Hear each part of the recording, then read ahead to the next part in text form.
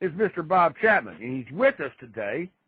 And I'm sure he's got some input on the massive foreclosure wave that has started this last 2 weeks and is heightened around the United States because the repossessions are now at a record high and there is no relief in sight, according to friends of mine who are now retiring real estate brokers. I quit the real estate active broker list. I'm an active real estate consultant, but I don't maintain an office with anybody else. It's just me.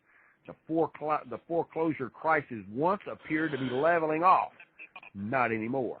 Mr. Bob Chapman, welcome to the show. And do you have any comments about that? Well, thank you very much. And yes, I do have comments. I want to let everybody know that tomorrow is the beginning of the World Cup games. So if there are any other soccer fiends out there like me, and you can access television, the games are going to begin. Unfortunately, for many years, 20 years or more now, and especially over the last 5 or 6 years, we've been so dead on in real estate, it's hard to imagine a human being could be that lucky. But, Drew, you're right. It's deteriorating. And what people don't know is that the lenders have this giant inventory of homes that they've already foreclosed on that they're not putting on the market. And there are lots of people that some of the lenders have foreclosed on who have been in their homes for 1 and 2 and 3 years. And that's unbelievable, but there's lots of people out there because we hear from them. And so a normal inventory during normal times is 4 months inventory of homes for sale throughout America. The figure, I don't know what the exact figure is, but it's around 9 months right now. If all of the homes that are being held by lenders that are in inventory are not on, if they were put on the multiple listing service, there would be 3 years. And I've seen 2 estimates of 4 years, which is even worse. And, of course, with the girls, and I will call them girls, anybody under 45 years old is a boy or a girl still to me. Anyway, they're right, and I'm sure they got that visit, and I'm sure that they got a reprieve, and I'm sure as well that this is widespread. It's all over the place. And the houses are underwater by the speculators who bought them. They keep on collecting the rents and pocketing it, and then when they come and foreclose, they just walk away in the non-recourse states. And there's 11 of them, and don't ask me what they all are, but in the non-recourse states like California, you can do that sort of thing. And so what's going to happen? Year to year, we're looking at another 20% downside in home prices. We're also looking at this happening, maybe even lower after the 20%, until at least June of 2012. And if the United States government, the American people, I should say, continue to write guarantees and loans through Fannie Mae, Freddie Mac, Ginnie Mae, and FHA, that may go longer and worse and deeper. And who knows how many years we are going to bump along the bottom. So all of you people out there, don't buy any real estate. There is no end in sight. It's an illiquid asset. Rent. The renters are kings right now. I rent and I live in a foreign country. Although most foreign countries don't have the trouble that America does, because in most foreign countries people pay cash. And their homes can vary anywhere from $60,000, $70,000, $80,000 all the way up. But they pay cash.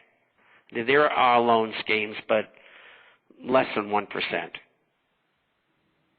So there you have it. That's where it's going, and it's the same story that I've had for a long time, and it's unfortunate, but that's the way it is. And you're here to get the truth. And there's no hope in sight. You're saying until about 2012.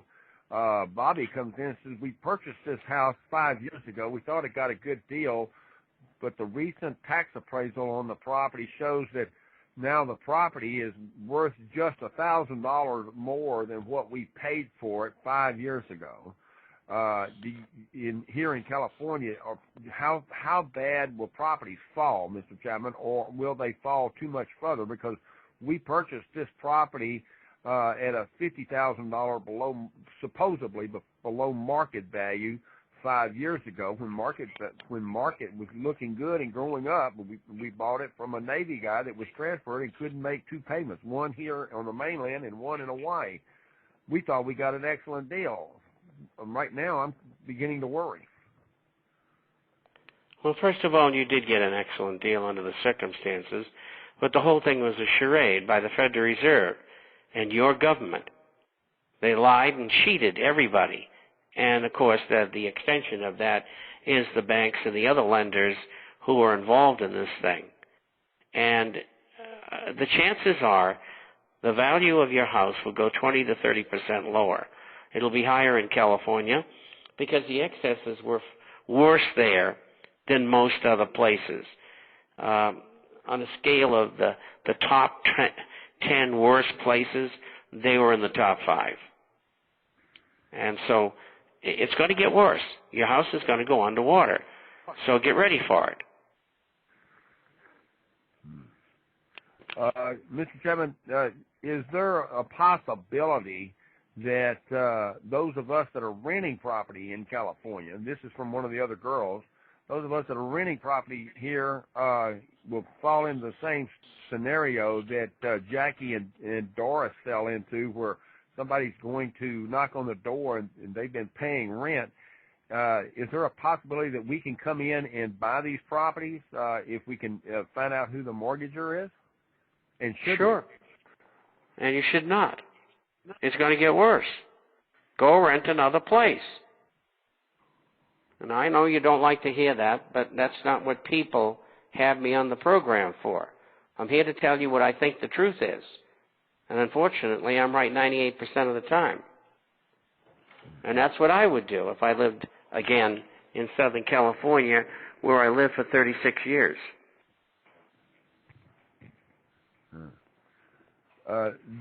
Do you feel that the housing market remains plagued by these enormous excess of supply of homes? And obviously, should or could we negotiate our rental property? By negotiating our rental property, can she negotiate her rent? No, they don't want you in there. They don't want renters. They want to get rid of the house eventually. So you have to go find another house that some speculator bought that wants to rent because she thinks that the value of that house is going to go up in the future.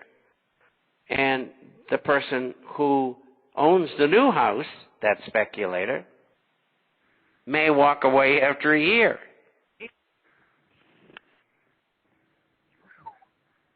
Gee whiz. Not a very good situation. And another thing is that the state of California is bankrupt. And I have demanded money from the federal government, and I imagine it'll be forthcoming. And I don't know, they're offside maybe $25 billion. They're going to have to, and I do a fair amount of radio in California, they're going to have to cut all of the pensions, probably for starters, by 25%. They're going to have to lay off 1/3 of the state and county and city employees. They're going to have to cut back 30% of the programs. If they refuse to do that, the state's going bankrupt. It'll be chaos. And in Southern California, 1/3 of the population are illegal aliens. 50% of the population don't pay any taxes. But that's the way Southern California is. And if you don't like it, you move. If you can't move, you got to put up with it.